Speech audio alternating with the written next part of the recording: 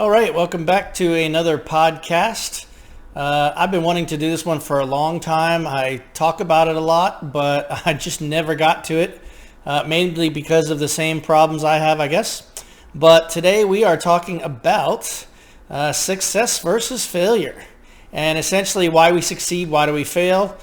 This is excerpts I've had from professional practice as a doctor to practice management seminars, to all kinds of reasons why you go to motivational seminars. This is not anything new. In fact, most people, this is going to seem kind of they've heard it before, but sometimes we need to hear it again, and we're just going to remember the why, because this is how if you want to be successful at whatever it is. Obviously, in my practice, it's usually holistic and it deals with nutrition or something with your health. But that doesn't, we also deal with emotions and everything else. And so anything in our life that we want to be happier with, we want to succeed, and therefore we need to have goals. And so that is what we're talking. So our goal for this talk today is just going to be, how can I achieve my goals?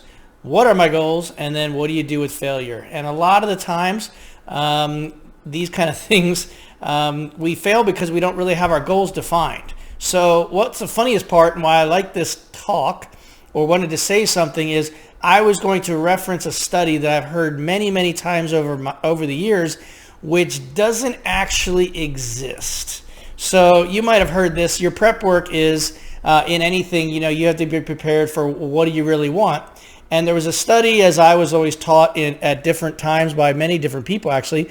There was a study done, I'm going to paraphrase it because it really doesn't matter, by Harvard, done in like the 60s or 70s, that was essentially about goals and writing things down. And it was people who have goals are like 40% successful.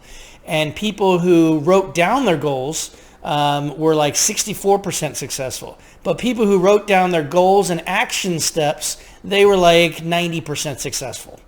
And there's variations of that. Again, I'm paraphrasing because when I went to research, it actually never existed. Not only that, there was actually a study they referenced, Harvard, when asked about it, they referenced back to Yale in the 1950s. So at some point, this concept came out. I think the concept's a great concept, but it never actually was. And I tried to research and I could not find it either. So if you can find it, by all means, let me know. But it's still very important information.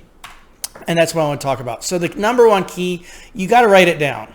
So many times people fail because they have ideas. Oh, I really want to do this. I want to start this with my exercise. I want to do whatever it is. I want to go to church more often. I want to, anything in your life.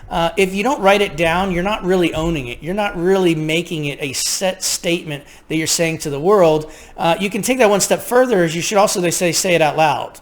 Really make it a definitive statement. You could say it out loud every day. Affirmations, they work for some people, not for others. That's okay. But again, you got to write down. You have to be concrete what it is. So then the key is, what are your goals? They have to be realistic goals. If you just got out of school and your goal is to be worth $1 million, that's not realistic, most likely.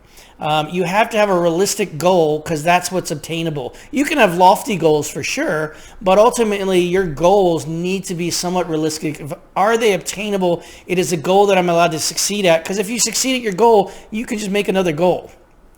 And then the big thing also, which everyone seems to always leave out, is what are your action steps? How are you going to achieve that? And this may be bullet points. It may be you have to do it in order. Let's just use as an analogy. You're going to try to lose weight.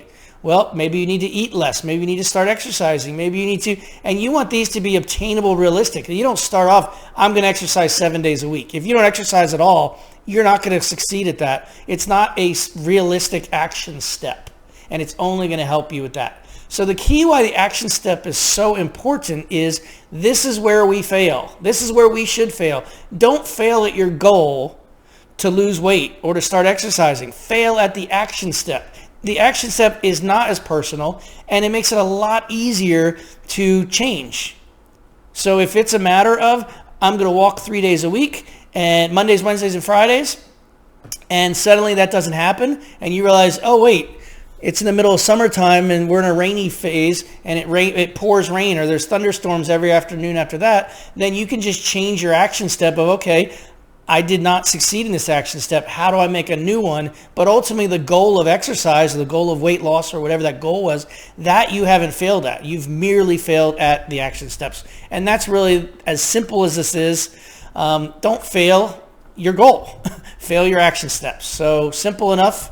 I think this is it's such a powerful thing for people, and we just really need to own it. Again, there's tons of this out there, but I think it is unique that so many times over my, 24 years in practice now, I've had people mention it, or when I was in college, and they all mention it, positive speakers on a study that doesn't exist. So I think that's funny, but again, write it down, write your action steps, and be successful. So until next time, thank you much.